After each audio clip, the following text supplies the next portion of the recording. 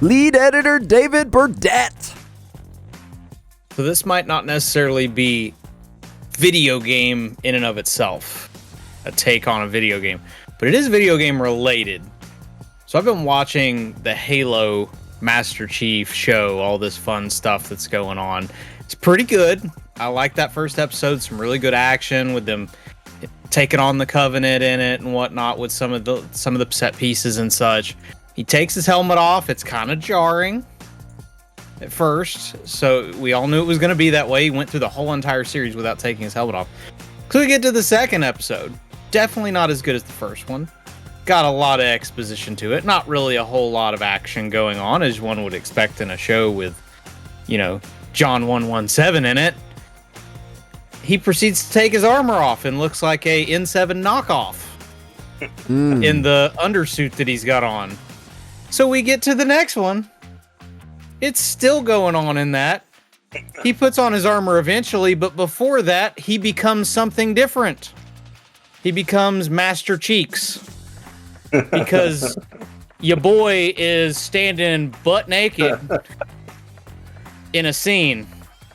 I mean, they ain't covering nothing. Master Chief like you've never seen him. Yeah. Oh yeah. I mean, I thought him having his helmet off was jarring. Nude Master Chief was just something completely else. Also really bugged me at the very beginning of the said episode that they had a scene where a child was beaten to death. And that was very, it didn't get super intense in the sense of, filming everything that was happening. But when you got a guy running on a kid with a baton, beat him, and then they do a close-up on the face with him not moving, and very obvious, that I was not very happy with that. I know they've gone with the fact that this show is a little more brutal than most. It's not TV mature, but it is very much on the edge of 14 with the brutality of it. I think the show is solid, but I'm interested 3 episodes in if it'll ever be anything more than solid. Well, the Spartan program is brutal. Yep. So the fact that they showed that, I don't have the context. I haven't seen any of the episodes, but to me, that sounds like they're trying to demonstrate the brutality of the Spartan program. Well, it wasn't a Spartan. It actually was on another planet. Yeah. Sorry, I wanted to give you some context. Okay, so that's weird. That just sounds weird then, because as we understand it, I've been reading through the books, and I haven't seen any brutality to children except in the sense of the children getting basically kidnapped for the Spartan program. So that's strange. Yeah, this is setting up a different character, and it's just it just makes you queasy. It's a different, like I said, it's a completely separate from Master Chief character that's in the show, and I get why they're setting up some of it, but it rubs me the wrong way mainly because it didn't felt like it was necessary. I get you're trying to set stakes, but it didn't feel necessary. Just like taking all of Master Chief's clothes off. The boy has had his helmet off more in this show than he's had it on. Let's just say that right off the bat, fascinating. Too. It is a TV show. Yeah, but The Mandalorian's pretty fantastic, and just saying. True. Yeah. I guess I could go into the difference, but that's a conversation for another time. Editor Noah Alzaldua. Final Fantasy XIV is an ugly game, and I'm tired of pretending that it's not. I'm tired of pretending that it's not just to appease the people that say, oh, it's such a beautiful game, such a beautiful place to inhabit for, the 2,000 hours I put into this game, so I have Stockholm Syndrome, so I have to say that I love it, because if I don't, then, I'm going to have to start thinking about all the hours I've wasted on this game. Yeah. David Flynn, do not watch this episode. David it is an ugly game, and I'm tired of people. This is an old thing, but it was on Twitter when people were like, "Look at the grapes in Final Fantasy XIV," and people were defending the grapes, and they were like, "Actually, this is really good, and this is why." And I was like, "No, these are not good grapes." But besides that fact, just the world, when I try to play that game, I'm like, man, this is a dated game that people are still playing and loving, and I cannot like trudge through the 500-hour intro until you get to the good part of the game. I just can't. And yeah, Shots that's how fired. I'm feeling. Yeah. Okay. I said for this episode in our meeting last week, bring it. And okay. Noah brought it. Okay, I appreciate that. I've never thought Final Fantasy 14 was a pretty game. I don't know what they're comparing it to, if they are comparing it to anything. I would love to talk to David Flynn and ask him, do you believe Final Fantasy 14 is a pretty game? And would love to hear his response, because there are other things that are pretty. But here's the thing. If people say for an MMO, I'm pretty sure there are prettier MMOs. New World is actually a very pretty MMO. Yep. It's a crappy MMO, but it's a pretty one. It is. Black Desert's pretty good, actually. Black Desert's pretty. I booted up Lost Ark and I was like, oh wow, MMOs can actually be visually stunning and good looking games. And I was like, wow, the Final Fantasy 14 people have been lying to me. Yeah. But I thought you wanted to get into Final Fantasy 14. I thought you were actually kind of already in Final Fantasy 14. Was I mistaken about that? I've played it a little bit over the summer, and I kind of want to go back, but like not because of the graphics. Definitely not because of the graphics. Well, you're spoiled anyway from Destiny, so that's true. Yeah, Destiny does look good. So Destiny does look good. Those raid shots, whoo, fantastic. Wow.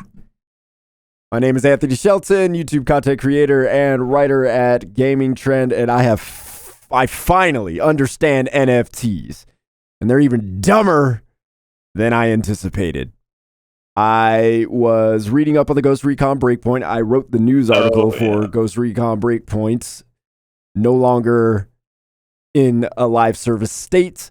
They are not going to do anything with that game anymore.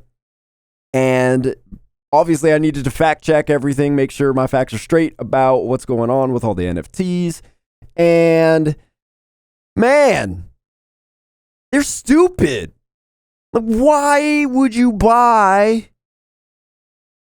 a digital item in this way? It actually makes me realize how invaluable digital items are, which is unfortunate, but that's kind of the reality.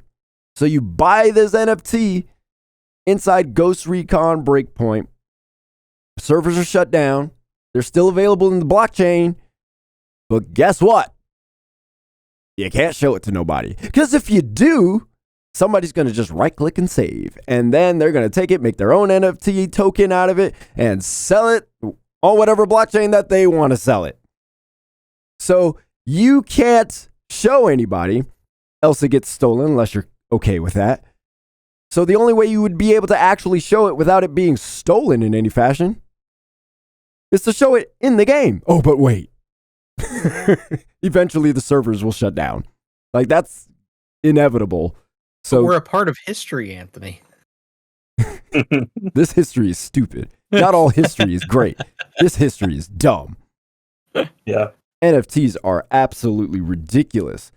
Yeah. Now, I always say that I imagine maybe NFTs can have a use like way later down the line to make digital items valuable in the same way physical items are valuable. But this ain't it right now. This ain't it. Not at all. And the fact that it's always driven by money. Like, why can't we just get into the tech behind it and do something with that instead of, hey, NFT, you can play to earn. Yeah, no. What are we doing? Like, nobody plays games for that reason. So NFTs are just, I am more convinced now they're dumber than I did before when I didn't know anything. I was more on the fence when I didn't know anything than when I had to research and really understand what the heck NFTs were. Oh my God, so stupid. There's like a pretty good documentary that it's on YouTube, that kind of like draws the line between the housing crisis and speculation around mortgages, and like how that got way out of hand, and how once like that got cracked down on, people moved from that to NFTs, and that's why they're like so big in like the public mind, because people at the top had pushed it as the thing that the people can invest in, and it's obviously not even for that. It's for money laundering, for like the people at the top to just, do the same thing that they've been doing with mortgages for the past 40 years, but in a different, setting. So yeah, it's pretty, NFTs just get me so upset and angry. There was a interview I heard, I'll keep this short. There was an interview I heard on, it was like Colin Cowherd's podcast with Mark Cuban. And this is when NFTs started becoming a thing. And Cowherd asked him about NFTs, what they were, what the purpose of them were. And I'm listening to him talk about this stuff. And I'm like, this just sounds like digital trading cards, except there's no actual value to them. So I know people like Mark Cuban and other people who have lots of money are trying to push this thing to make it an actual thing. But this actual thing isn't technologically sound yet, but they're trying to push it. That's the weird part to me. I can understand if it actually made digital items actually valuable. I could get that. But it's not doing that. So they are literally useless at this point. You can't push anything on people when there's no value to it. And that's the problem with NFTs right now. They're trying to say it's valuable, it's valuable, it's valuable. And the public's like, I don't see it. Well, you don't understand, says Ubisoft. Okay, right, we don't get it. Anyway, let's move on to our trending news. I could go on soapboxes. You guys got to stop me sometimes. Remedy Entertainment announces Max Payne 1 and 2 remakes. That's pretty much the news. So there's really no other details besides the fact that they are going to use the latest engine that they used to create Control, and they're making with Quantum Break and Alan Wake 2. I believe it's the Northlight engine.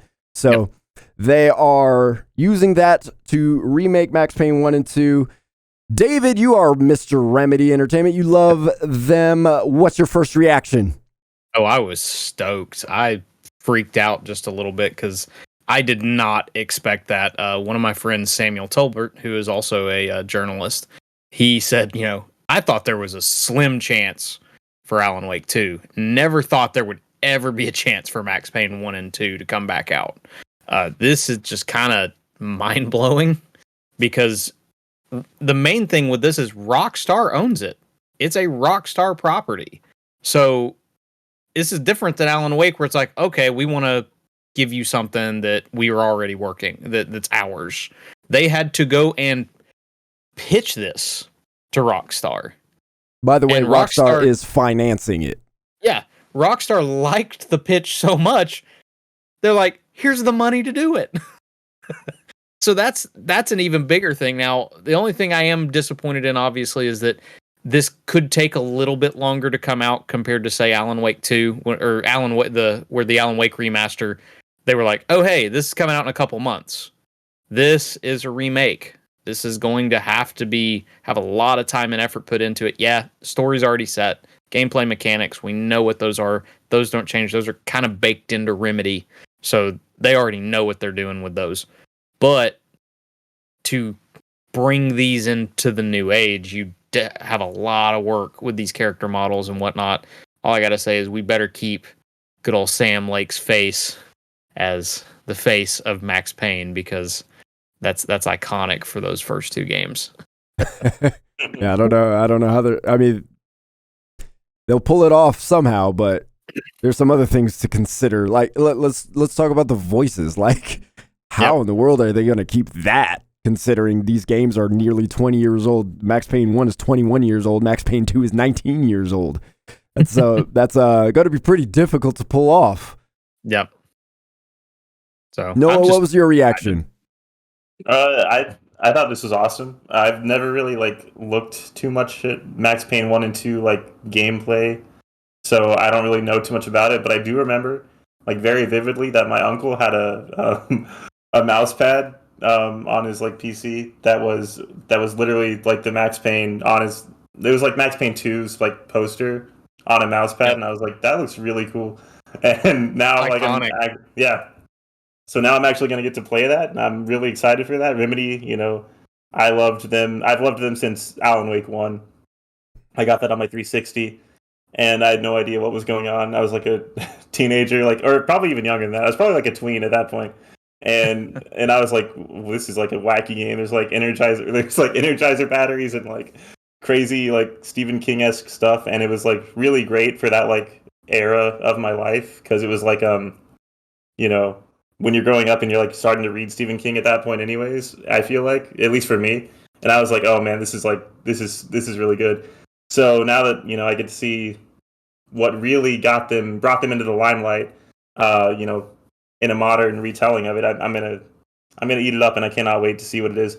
I did play a little bit of Max Payne 3, and I don't know if that is something to like gauge what this is gonna be like, because I don't really know, you know, what to expect. Um, yeah, like, can I look at Max Payne 3 and be like, yeah, this is kind of like what's going to come, or is it just completely different? Because I feel like that was kind of a total shift, right? Your mechanics are going to be very similar, and I could see them somewhat going in that direction when they do these remakes for the way the mechanics will feel. The only thing that was a bit different with this was Rockstar did this in-house. So it felt a lot. I think the biggest thing was Rockstar's physics engine was a big part of it. So the question is what will Remedy have any access to anything? They do have a pretty good physics engine with what they've got, but that would be the question is like, can you take anything from Max Payne 3? I think it'll look that good, but who knows? Gotcha. I've never played any of the Max Paynes, but I am excited because everybody else is excited. There's something about this excitement where it feels infectious. Yeah. It feels like Nintendo excitement. Like it's a clean excitement. Like nobody's mad at anybody about it. Yeah, I think that might be it. It feels good. So I'm excited about it. I've always wanted to play the Max Payne games, but I'm at a point in my backlog where I just have to admit to myself I have too many games looking forward to be able to play anything behind me. So I'm looking forward to playing these. Now, I want to get your guys' thoughts on this.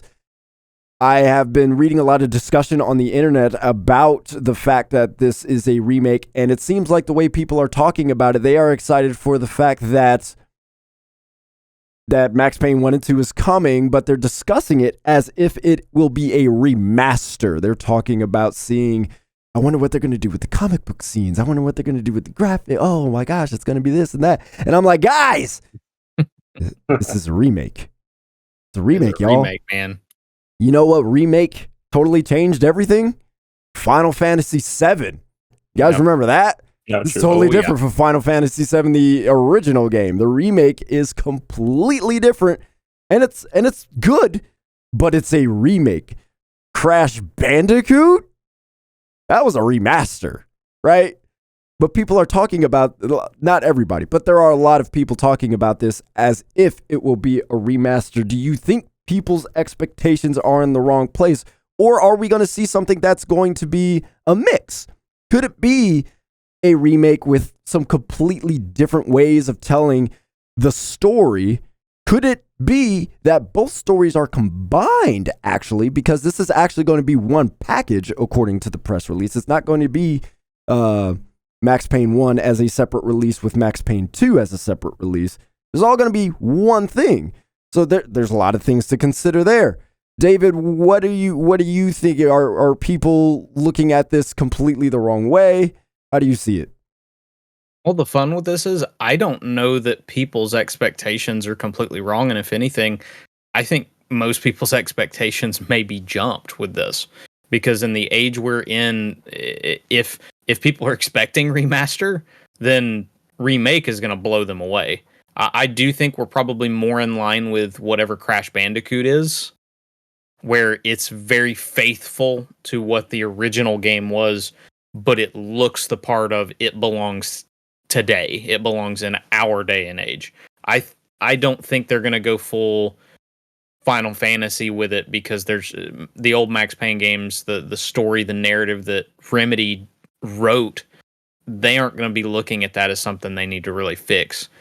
Similarly to what they did with Alan Wake, which honestly, the only reason Alan Wake didn't get a full-on remake is because it was a lot more recent, so it didn't need that.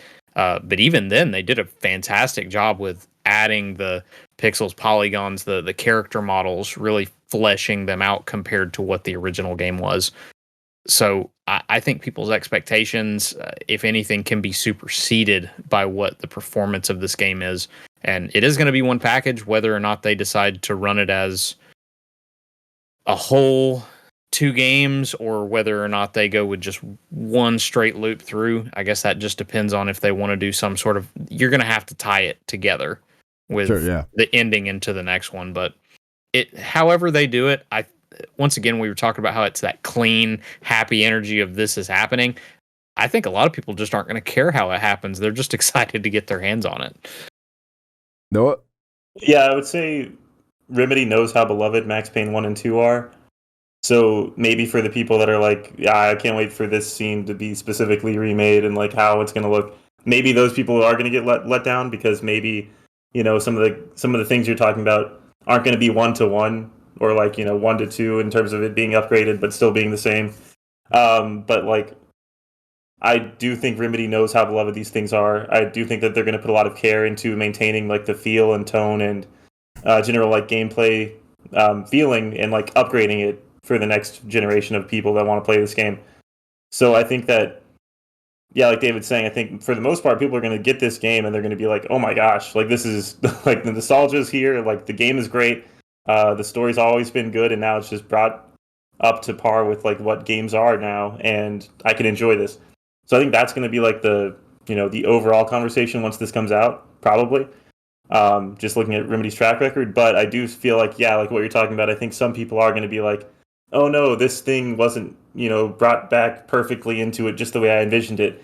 And I think that's a problem you're going to have with a lot of things. Like, I'm already feeling like I'm going to have that problem with Splinter Cell's remake, where I'm going to be like, oh man, they didn't get this just right. And I wish they did. Like, I feel that. If they don't get the shadows exactly right in Splinter Cell Remake, I am going to be like, oh man, this is a letdown. This is with the tech today. If they don't get the shadows right, yeah, that would be an absolute letdown. Yeah. And if they don't get now you guys got me thinking about ray traced shadows and Splinter Cell, like what that could be. It could be amazing. It could be beautiful. So yeah, I think that there is room for people to be disappointed, but I think overall it's going to be a great success. Well, what's interesting is, like you mentioned, Splinter Cell. The original Splinter Cell was actually pretty clunky. But, like, it was revolutionary, but now, like, it was pretty clunky. So when I think of the remake for that, I'm like, oh yeah, I'm really excited because they could take that clunkiness away and make it even better with the tech that we have now. Like, even if it was like basically a glorified remaster, like that clunkiness at least could go away. I'm actually really not concerned about them really messing that up because they know how special it is. They know they can make games. All right. So at the end of the day, there's that. But David, you bring up Final Fantasy VII Remake, and that story for that game was generally the same story. It was just deepened in some of the early game of Final Fantasy VII. So they just were able to flesh out more of details that weren't included in the original Final Fantasy VII. And I wonder, could they go that direction with this Max Payne? Yeah, the story's kind of there already. But remember, in the press release, it says this project is currently in the concept development stage. It's pretty freaking early, right? So, like you said, you're probably not going to see this game for another probably 3 to 4 years, honestly. Yep. With Alan Wake 2 being there. Yeah. So you have both of those. It's 2 games. So you have this idea. It's like the story is there, but maybe they want to flesh out even more than they could compared to the previous games. And that could be good. That could be bad. Let's be honest. You got some people who are afraid of wokeness and all that other stuff. Like, what could they do? You know what I'm saying? Like, there's these things that people are not really considering that could be a thing with all the development going on. And I'm just concerned for the people. I'm just concerned for the people. that their expectations are way up here. And it's like, I'm not trying to take your happiness away. Be happy because I'm happy and I haven't even played the games. But let's be real. This is a remake and it could go all kinds of different ways, not necessarily in a way that is disrespectful to the original games, but in a way that might throw you for a loop. You just didn't expect. Oh, we see the first trailer and it could be great. And then at the same time, it's like, whoa, like that's not what I expected. So I'm just concerned for the people. I'm excited though. That's how I don't know. Is that am I saying too much? No. Am I off there? I think that's the problem we have in like Hollywood, especially like where we have more remakes and we've had more of like a mythos to look back on and like say we need to remake this. Because every time that there is a remake of something, we're like, oh, but what if they like change too much and like they lose what really made the first one great? And I think that's kind of what this argument is. It's like, what if it's not just like the way they think, the way that they envision it when you say Max Payne being remade? Well, so go ahead. I don't want to interrupt you. No, I'm good. Okay. I was just going to say, I think the different factor that's here is you've got the people who made the original Max Payne's working on it.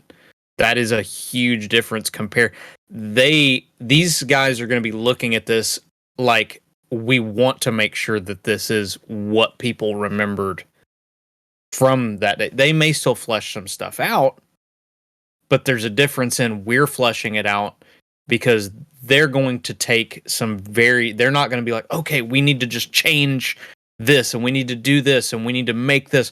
They're going to be looking at how can we make this flow with what we did originally. That's where I'm not as worried because of the fact you've got the original people behind it still in the building. Sam Lake, who is the face of Remedy and the face of Max Payne, yes, is in the building. So I get the feeling that you're going to have, there's going to be new people that are there, but you're going to have a lot more care to this because it was originally their project and they pitched it to Rockstar. So they obviously already had a good idea in mind to go in and be like, hey, y'all want to pay for us to make something good? Unless Rockstar went to them and like, yo, can you do this? It actually shows it in the they actually pitched it. If you read what the guy from Rockstar said, Remedy pitched it to them. Sweet, it's even better. That's why that's why I'm really excited. Yeah, because Spider-Man, Insomniac pitched Spider-Man to Disney, and we see what happened there. Yeah. Well, I didn't know that most of the original people were in there still. Yeah. So yeah, that is exciting. Remedy, crazy enough, is one of the biggest independent developers out there right now. They are almost 400 staff. I think they're aiming for 400 by the end of the year. So, which they need it. They've got like 5 games on the docket, including David. As our Max Payne Remedy person, does this open the door potentially for a Max Payne 3 remake? I could see a remaster before Rockstar. I see a remake. And that only because the game, crazy enough, actually runs great on PC. It's also backwards compatible, which of course the first 2 are backwards compatible on Xbox, but it does not show its age nearly as much as the other games. And if anything, like it actually looks really good in 4K on PC. And I'm actually running it at 60 frames on the Steam Deck on pretty regular settings. So it kind of transcends, like a lot of Rockstar games do, it transcends what normal games will look like. So I think I could see a remaster. What I would be more interested in is, does this open the door for Max Payne 4? Because you got to think that has to be in their heads with that's the same. That's generally what happens when we see remakes. It's gauging the market to see, can we move forward? And from there, it's like, okay, well, if we make a ton of money for Max Payne 1 and 2, we can get some free money with a remaster for 3. But I think they're going to start looking towards 4 if these remakes do very well. I don't think this is just those games. I think this is setting up that one. Interesting.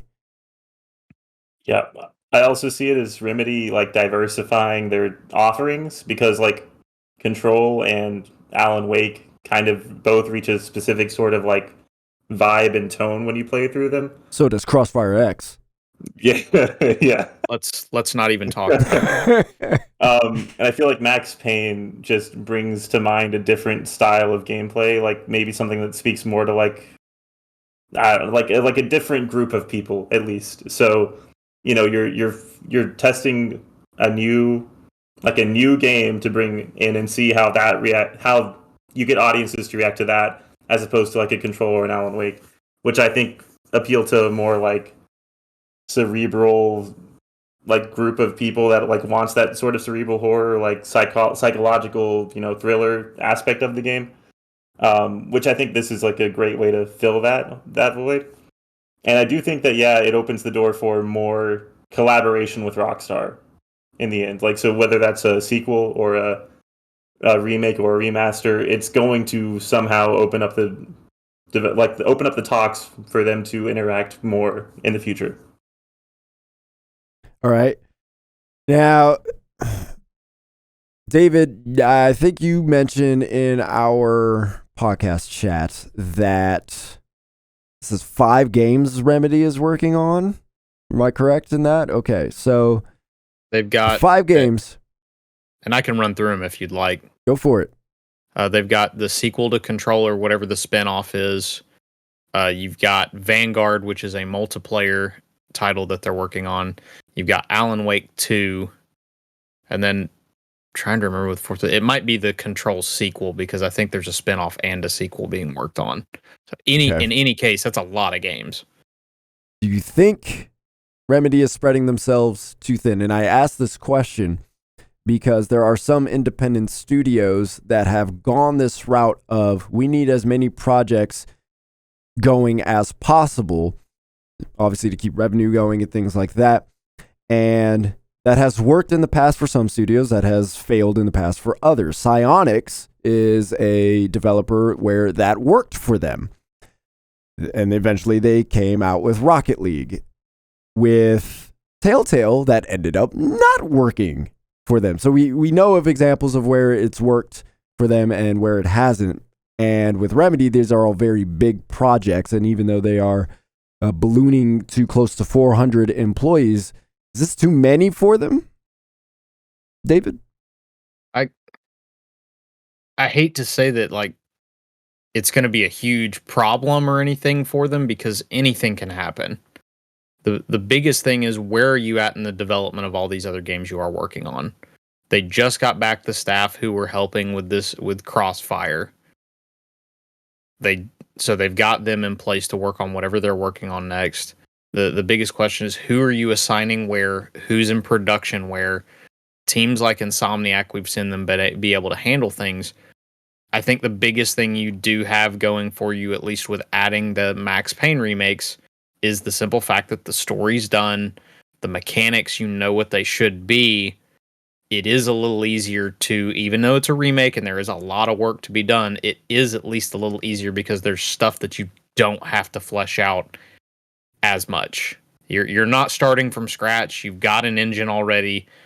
You can, a lot of character models you can probably pull from said engine and make things work and build upon what you have, as well as you've got the story already. You've got the guy who wrote the story in the building. He can help to flesh it out if you want to add anything to it, as well as the mechanics. Once again, after playing Control, it's like, man, this is just going to be awesome for Max Payne. How actiony this is going to be able to be. So I don't think this game in particular spreads them as much. The biggest question is do their other games suffer more than this one? I think this will be a lot easier to do than the other games, pulling staff away from those games. And for all we know, there could be some people twiddling their thumbs after being finished with their part on Alan Wake 2. Like, well, what do I do now? At least there's work for them if that happens. Noah, what do you think? Yeah, I kind of agree with that. Like if the Max Payne 1 and 2 remakes are still in the concepting phase, then I think that allows it allows for a really good transition from Alan Wake 2 to Max Payne 1 and 2 remake. Like, these teams working on Alan Wake Remastered should, or sorry, no, Alan Wake 3 or Alan Wake 2. Sorry, we're getting Alan Wake Max 3, Payne oh 1, Max 2, Alan Wake 2 Remastered, Max Payne 3. Yeah, sure, yeah. I think the people working on Alan Wake 2, should be wrapping up by the time Max Payne 1 and 2 remakes go into like the production process. Because right now they're still in pre-production, it seems, and it seems pre-production. It's concepting, yeah. So it seems like it's in a really good like flow for them to just move on from Alan Wake 2, which is where you've got most of your narrative and like single player content people on, and then they can move straight into the other single player content thing that you're going to create and that you're going to make in the same engine as these games. So I feel like that makes perfect sense for them to be able to do this. And sure, they're working on the sequel to Control also, which means it's just another 2 games for them to be working on at the same time that are like single player based, which I don't really think is out of the question for them. And I think it's possible for them to do that and still like manage things, especially since they haven't really announced like a specific date for the Control sequel. It's not even really announced. It's just that we know that they're working on it. And then I wanted to talk about like the Condor working title of like the Control spinoff. It's like also a multiplayer game, so it's another live service like sort of multiplayer game where you like take control of like agents of the Bureau of Control. And we don't really know what that is, but basically Condor and Vanguard are 2 very multiplayer based games, so I assume that there's not a lot of like loss in quality there, because they're just drawing from 2 very different skill sets of people. I feel like, other than like maybe art or music people, I feel like that's also your single player and your multiplayer. There's more room for that to happen. Yeah, there's more room, and like it's okay to allocate resources in that way, and I think that's why they're not really spreading themselves thin right here.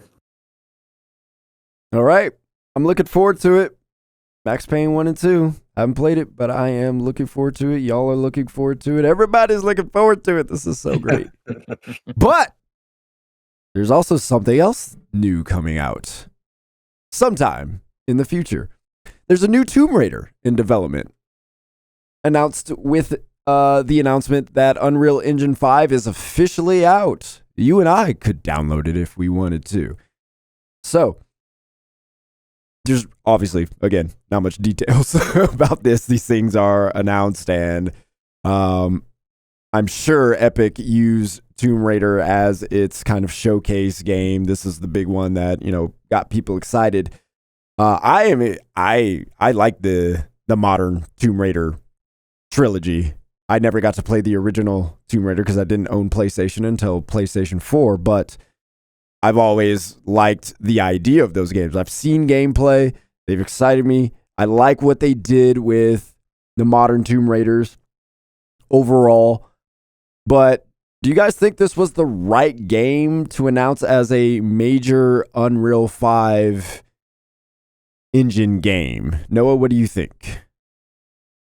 I think for Crystal Dynamics, sure. Like, I mean, like, are you from Epic's standpoint? I think it's just anything that they get, any people that they get to make your game on Unreal Engine 5 is a success.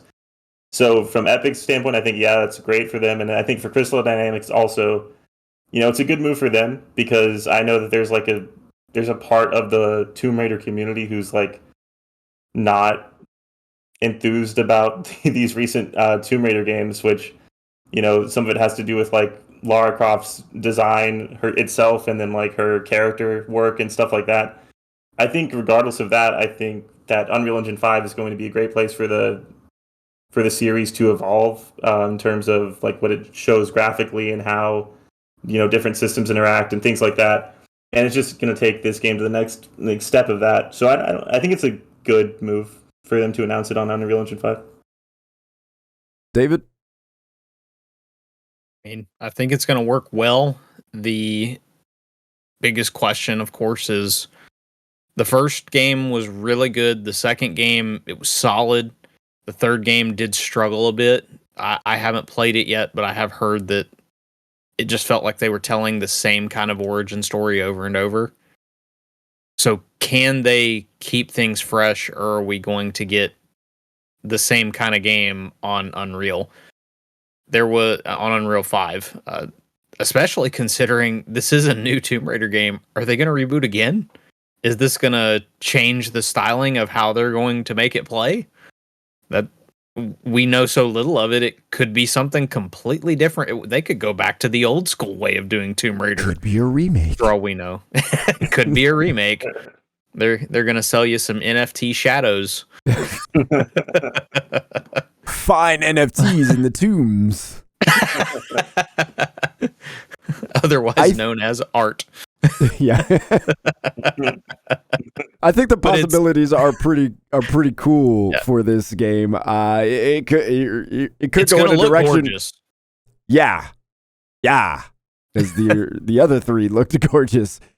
It could go in the direction where, Lara Croft is just the hardened girl that she is, complete BA that she is in the original games at this point. They move away from kind of like she's growing into herself and, all this, and she's just complete BA now. So, I mean, who knows what it could go in. I think Tomb Raider actually is a good game to announce with Unreal Engine 5 because Shadow of the Tomb Raider does in its own kind of corridor-y type of way, it does allow you more room to explore environments compared to something like Uncharted.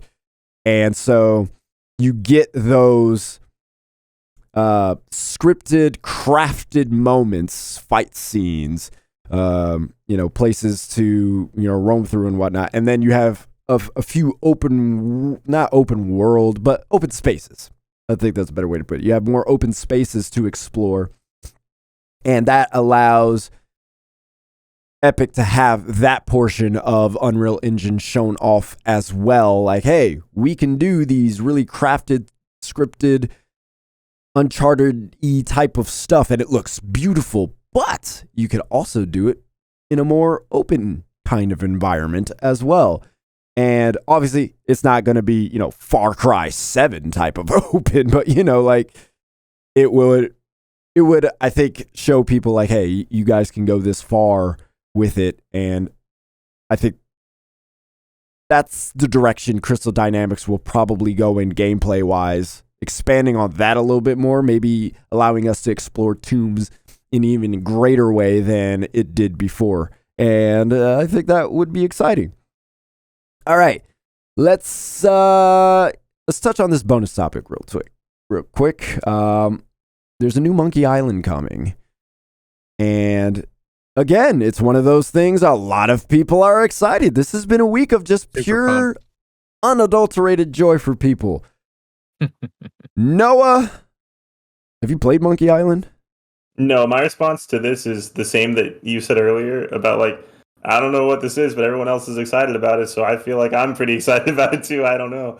But I know even less about this than I'm sure you do about Max Payne, because I have no idea what Monkey Island is. I saw the video and I was like, okay, this seems like there's an inside joke already, and I have no idea what's going on. Okay, I'm in.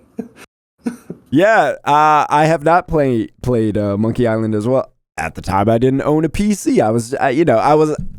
My parents didn't just have a bunch of money. All right, I didn't have all the stuff, but it is a point-and-click adventure, and I'm excited that in some ways an original style type of point-and-click adventure is coming back.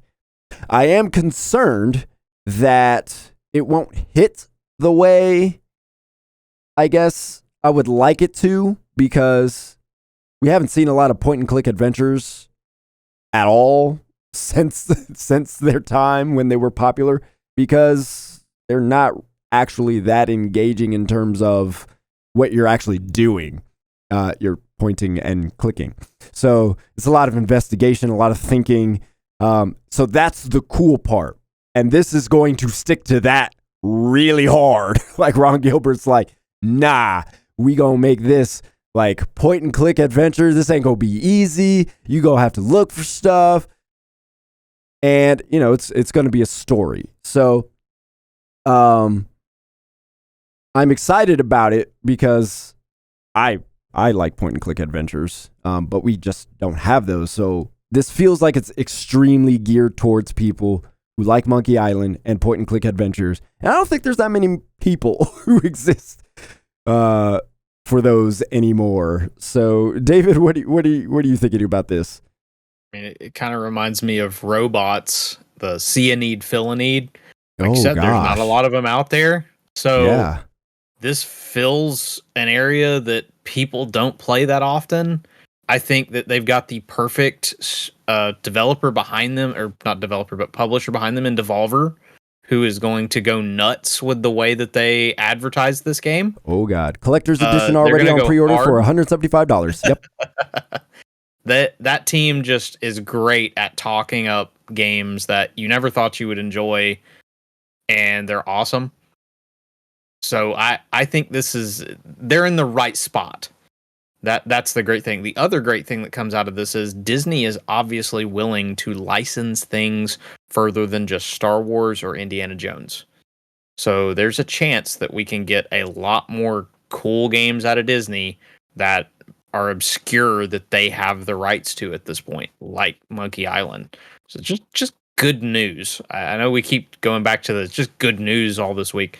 Just a lot of really good news this week about what we're getting out of gaming.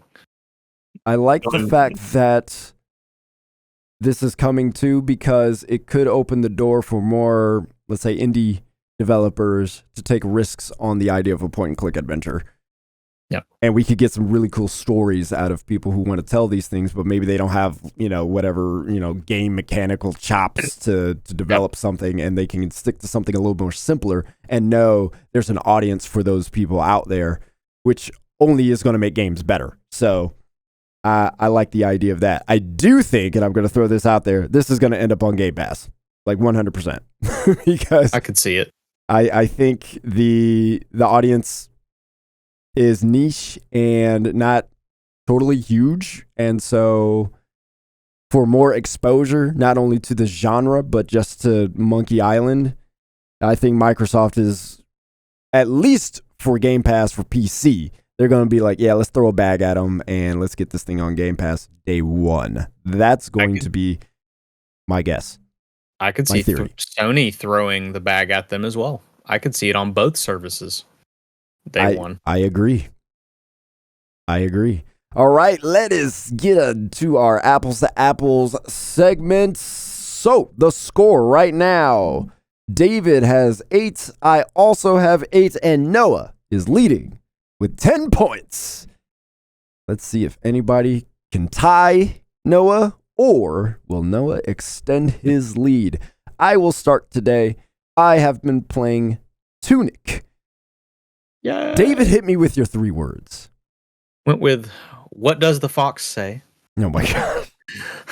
Legend of Dark Souls. Okay. And so fun, because it really is so fun. All right, Noah.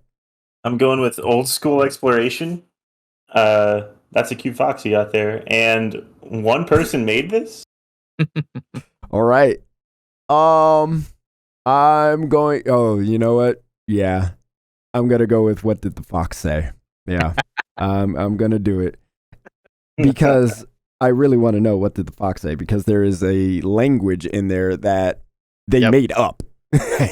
No one knows what it says. So your instruction manual is like half English, not even half English, like 1/8 English, and the rest is gibberish. Signs everywhere are gibberish. And in one way, I like it. I like that there's this weird language that you kind of have to decipher and use pictures to figure out what it's going to say. You feel like you're a person and you're learning a new language for the first time and using pictures to help you understand what everything's saying.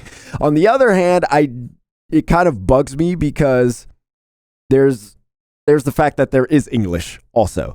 And so there's a part of me that's like, well, if you took the time to create this language, why is there anything that's in English? Like, why? Because you got pictures with this stuff. If the goal is to try to decipher what it is saying and what it's trying to tell us, then just go all the way with it. I feel like adding some text that we can actually read actually diminishes the experience of that. And it actually really annoys me because I'm like, well, just put the whole thing in English, because either way, I'm still going to have to figure all this stuff out. Like, that doesn't change whether this stuff is in English or not, because I think the pictures give enough away to where I still have to figure things out, but it's not so hard to figure out that it is a pain. Yes, that it's a pain. So, but man, it is good. It is very good.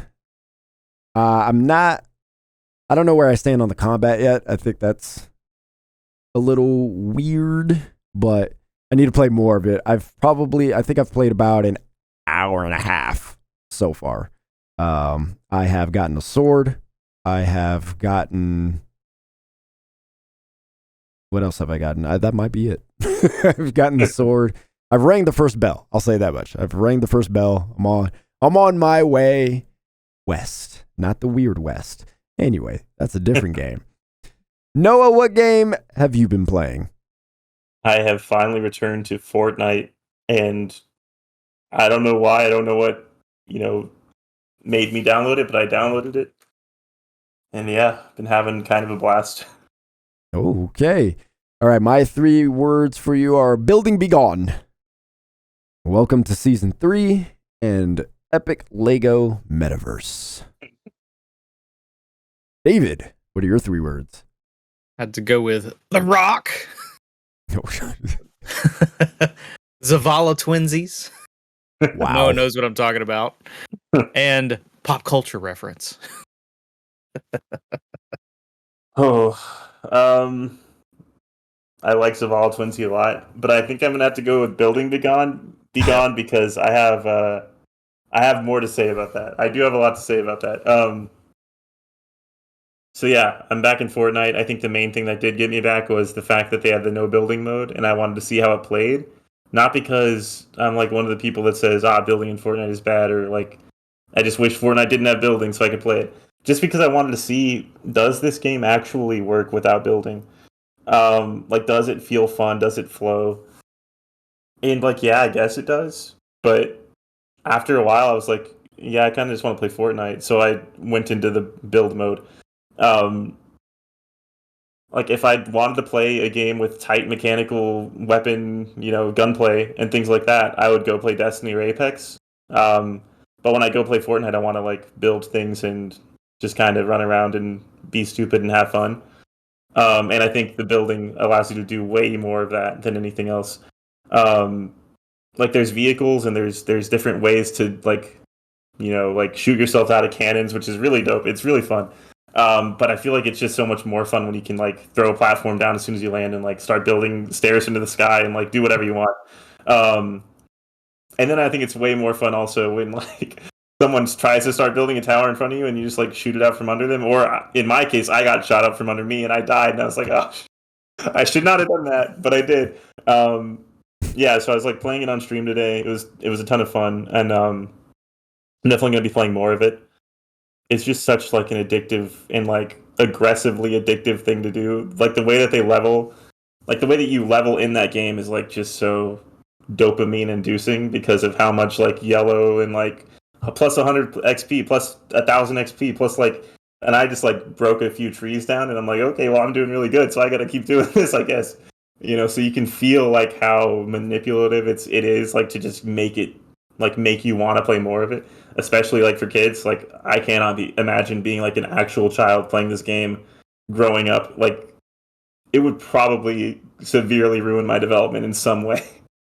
Luckily I only had like Splinter Cell and like the Fairly Odd Parents like licensed game and like SpongeBob Battle for Bikini Bottom, because if it was like this level of aggressively like marketing things that you love in your face and like then giving you the XP thing and like all that, it would just be awful.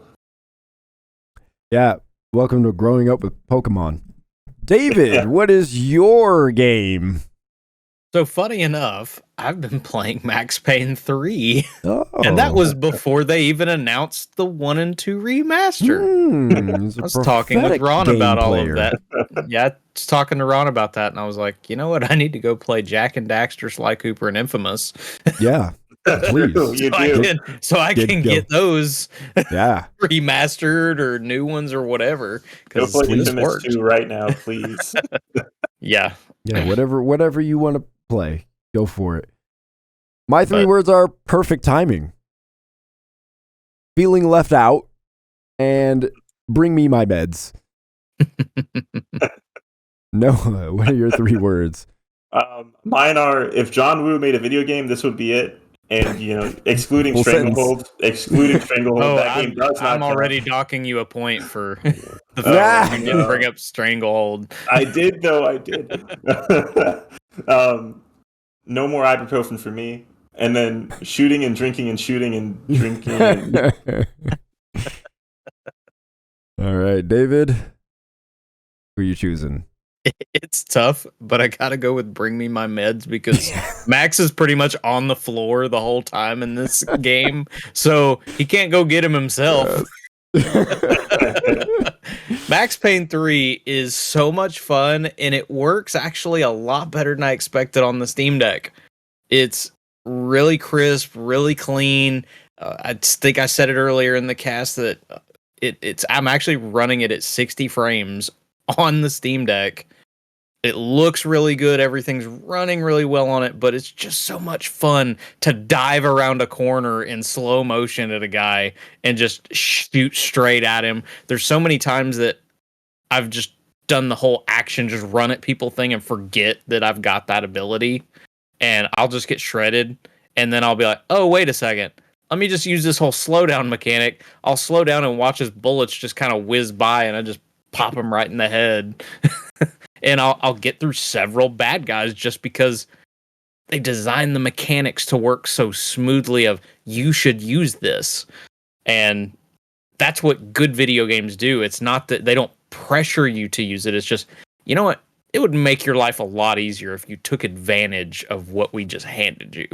So Max Payne 3 is just a ton of fun. It's a good third person, just linear shooter that if you just want to blow off some steam, do some time that you gotta waste, it's fantastic. All right, Noah, what are you working on for the people? I am streaming Tuesdays and Thursdays every week on twitch.tv/vuvuzela21, and we just got affiliate, so I'm feeling really great about that. I'm feeling really proud. Yeah. Really we need to get him working on a game for Gaming Trend soon. I'll start searching. Oh yeah. Lead editor down. David Burnett putting down his foot. Yep. David, what are you working on? Well, I have gotten a headset from SteelSeries. I think I had that on our last cast. I accidentally left it upstairs where I'd be using it today. I will be putting that review out here shortly. I'm loving the headset so far. Can't wait to talk about it. And then I've got some other gear that I am working on currently. And hopefully I can get back into doing some games because gear is fun, but it feels so one track at times. I can imagine. I am going to pitch something to David after this podcast, inspired by Tunic. That's what I'll be working on. So it'll be a while before it comes out, but I got something in mind, a nice feature piece that I can hopefully do. That's my tease. All right, that's it for us. This is the Part Timers Podcast. Appreciate y'all watching or listening, however you're consuming this. Thank you for watching. And of course, we'll be back next week. We'll talk to you later.